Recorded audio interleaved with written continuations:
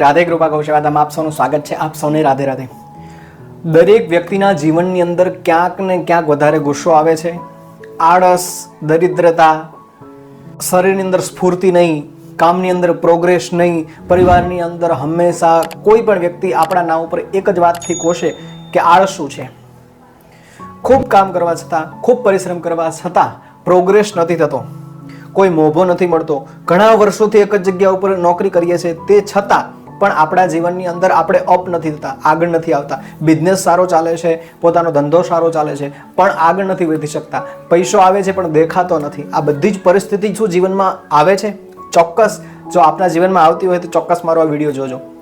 આજના દિવસ માટે સરસ મજાનો પ્રયોગ આપણી માટે લઈને આવ્યો છું, સૂર્યની ઉપાસના માટેનો.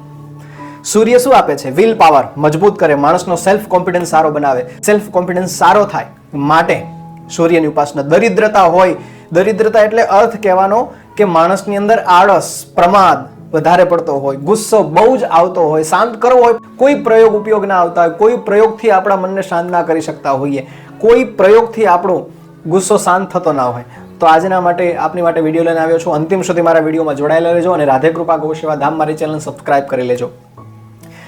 દરેક વ્યક્તિના જીવનની અંદર આવી પરિસ્થિતિ આવે છે માટે સૌથી પહેલો પ્રયોગ કરો. સવારમાં સૂર્ય ઉદયનો સમય હોય, કેલેન્ડરમાં લખેલો હોય, એની 2 મિનિટ પહેલા જો ગુસ્સો વધારે જે વ્યક્તિને આવતો હોય, હંમેશા ક્રોધને શાંત કરવાનો પ્રયત્ન કરતો હોય, તે છતાં શાંત ના થતો હોય, ઘરમાં પરિવારના દરેક સભ્યો કહેતા હોય કે તું શાંત થઈ જા, આનો ક્રોધ કઈ રીતે શાંત કરવો, તો એક કામ કરવાનું છે. ત્રાંબાનો લોટો ભરવાનો છે, એની અંદર લાલ મરચા હોય સૂકા, એના 7 બીજ લેવાના છે. એ બીજ એની અંદર નાખવાના છે અને સૂર્યને જળ ચડાવવાનું છે. ચોક્કસ તમને 3 મહિનાની અંદર તમારા સ્વભાવમાં, તમારા ગુસ્સામાં તમને કંટ્રોલ દેખાશે. બીજી વાત કે જે માણસના જીવનની અંદર પ્રોગ્રેસ નથી થતો, આગળ આવું છે, સારી નોકરી છે, સારો ધંધો ચાલે છે, સારો વ્યવસાય ચાલે છે, તે છતાં એ આગળ નથી જતો. આપણે વધારે કોઈ બ્રાન્ડ બનાવી શકીએ કે કોઈ સારું નામ કંપનીનું થઈ શકે, નોકરી કરીએ તો આ બોસની સાથે સારા સંબંધ હોય, પણ તે છતાં આપણને પ્રમોશન નથી મળતું. તો એની માટે શું કરવાનું?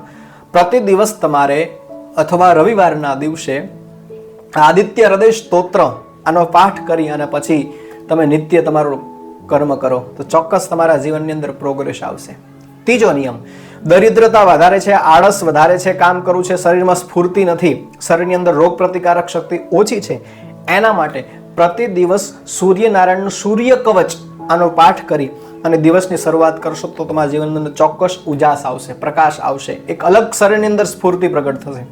ત્યારબાદ જે વિદ્યાર્થી ભણે છે પણ યાદ રહેતું નથી, યાદ રહે છે તો પરીક્ષાના સમયે ભૂલી જવાય છે. કેટલો બધો કોન્ફિડન્સ છે કે સારું વાંચવું, મને યાદ છે, પણ જ્યારે સ્કૂલમાં જાય, ભણવાની વાત આવે તો આળસ આવી જાય, યાદ રાખવાની વાત આવે તો ગોખણ પટ્ટી જો ગોખાઈ જાય ખરું, પણ જ્યારે લખવાનું આવે ત્યારે લખી ના શકાય. એની માટે પ્રતિ દિવસ સવારમાં સૂર્ય ગાયત્રી, જે આપણે ગાયત્રી મંત્ર બોલીએ છીએ, એની 3 માળા કરીને જો આપણે નીકળીએ તો વિદ્યા અભ્યાસની અંદર ખૂબ સારી પ્રગતિ થાય છે. કોઈ વ્યક્તિના જીવનની અંદર દેવું વધારે છે, ઋણ વધારે છે, તો શું કરવું? તો એના માટે રોજ સવારમાં ઉઠી સૂર્ય ઉદય પહેલા ઓમ ધૃણી સૂર્યાય નમઃ, ફરી એકવાર બોલું છું, ઓમ ધૃણી સૂર્યાય નમઃ, આ મંત્રની માળા 3 કરવાની રહેશે. પ્રતિ દિવસ આપ કરશો તો આપના જીવનમાં જે દેવું છે, પૈસાને લઈને, આર્થિક રીતે લઈને આપણે લેણા દેણી જે છે એમાંથી જલ્દી તમને મુક્તિ મળશે. ત્યારબાદ જે માણસના જીવનની અંદર બધું જ છે, વિદ્યા અભ્યાસ સારો છે, પ્રગતિ પણ સારું છે, બધું જ સારું છે, પણ તે છતાં જીવનની અંદર, કોઈ પરિવારની અંદર, કુટુંબની અંદર ક્યાંક ને ક્યાંક નાનો મોટો ખટરાગ થયા કરે છે, તો એના માટે શું કરવું? કે રોજ ઉઠી અને સૌથી પહેલા આપણા મનને શાંત કરવાનો પ્રયોગ કરવાનો.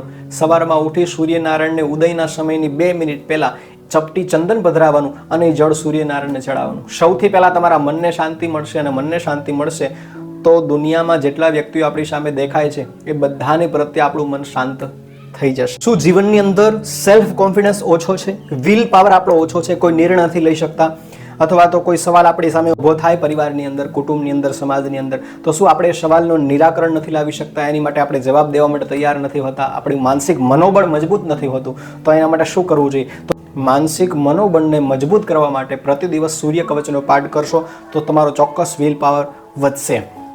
ત્યારબાદ જ્યાં જઈએ ત્યાં માન નથી મળતું, આપણું અપમાન થયા કરે, આપણી પ્રતિષ્ઠા કે આપણું જે મોભો હોય, આપણું જે નામ હોય એ આપણને નથી મળતું, તો શું કરવું જોઈએ?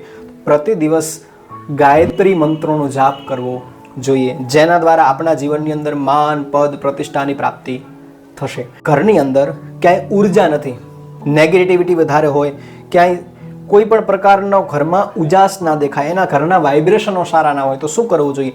તો સવારમાં ઉઠીને જ્યાંથી સૂર્યનો પ્રકાશ આવે છે, બારી દરવાજા હોય તો ખુલ્લા કરી અને બને એટલે એવો પ્રયત્ન કરવો જોઈએ જે આપણા ઘરની અંદર પ્રકાશ આવે. જો આપણા ઘરમાં પ્રકાશ આવશે તો ચોક્કસ આપણા ઘરના વાઇબ્રેશનો સારા થશે, આપણા ઘરની અંદર એક પ્રકાશ આવશે, એક સારી ઉર્જા આવશે.